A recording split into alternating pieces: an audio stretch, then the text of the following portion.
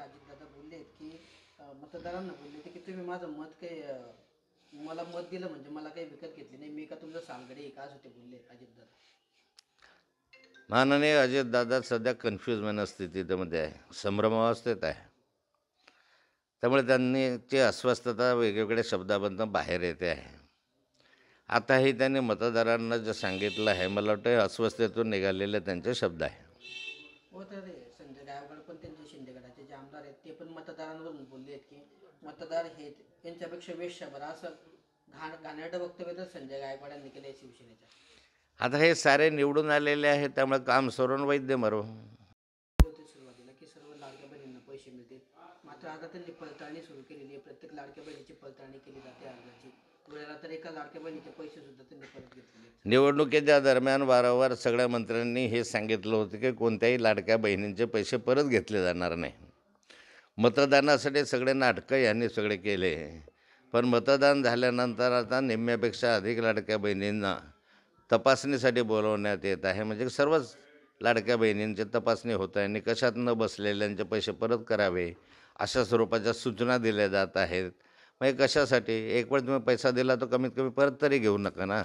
जो शब्द तुम्ही दिला होता की कोणत्याही लाडक्या बहिणीकडून आम्ही पैसे परत घेणार नाही, तो शब्दाचं पालन करा.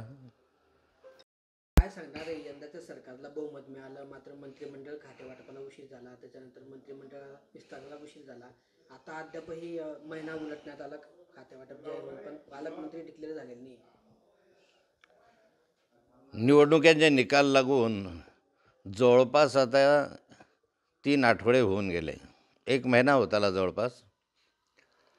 आणि एवढ्या कालखंडामध्ये स्पष्ट बहुमत मिळूनसुद्धा मुख्यमंत्री उपमुख्यमंत्री झाले.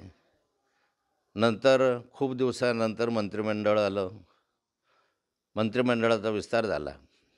नंतर काही दिवसानंतर खातेवाटप झालं.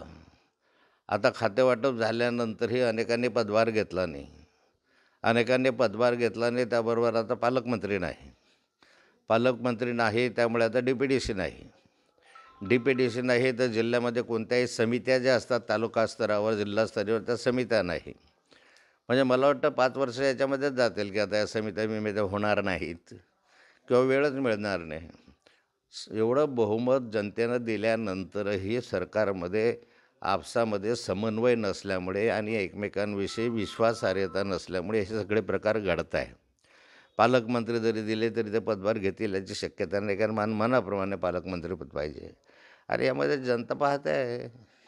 जनतेला वाटलं होतं की काहीतरी यांच्याकडनं काम होईल, लाडक्या बहिणींना काही मदत होईल, पण याच्या संदर्भात पाहतो तर निर्णय वेगळे यायला लागलेले आहे. बीडच्या प्रकरणामध्ये सुरेश दसांनी जे आहेत धनंजय मुंडेंवर खंडणीचे आरोप केलेले आहेत. खंडणीचं प्रकरण आता गाजतंय. दुसरीकडे त्यांच्या राजीनाम्याची मागणी होत असताना ज्यांनी या प्रकरणात लक्ष वेधलं त्या अंजली दमाने यांना पण धमकीचे फोन येत आहेत. अंजली दमाने यांनी स्वतः सांगितलं की धमकी देणारे कार्यकर्ते हे पंकजा मुंडेंचे धनंजय मुंडेंचे कार्यकर्ते, असा सगळा वाद चाललेला आहे. भाऊ, यामध्ये सुरेश दसांवरही आरोप झाले, वाल्मिक कराडांवरही आरोप झाले. या संपूर्ण सुरेश दसांची चौकशी झाली पाहिजे, वाल्मिक कराडांची चौकशी झाली पाहिजे, पण जो दोषी आहे त्याला फाशी झाली पाहिजे. दमानी यांवर तर वाक्यानं बोललेलं बरं, कारण एका दिवसामध्ये त्यांना 800 कॉल आले. तर जे कॉल आले आहे ते कॉल रेकॉर्ड त्यांनी मंत्री महोदयांकडे द्यावं, मुख्यमंत्र्यांकडे द्यावं आणि त्याची पूर्ण तपासणी करावी. सोपं असतं, कॉल रेकॉर्ड आल्यानंतर कोणी कॉल केले सोपं असतं. त्यामुळे त्याची तपासणी करण्यासाठी मुख्यमंत्र्यांकडे त्यांनी पत्र दिलं तर त्याची चौकशी होईल.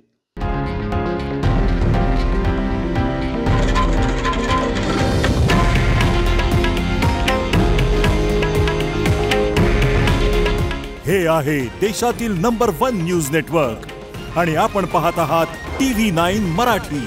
काळजी तुमची, हित महाराष्ट्राचं.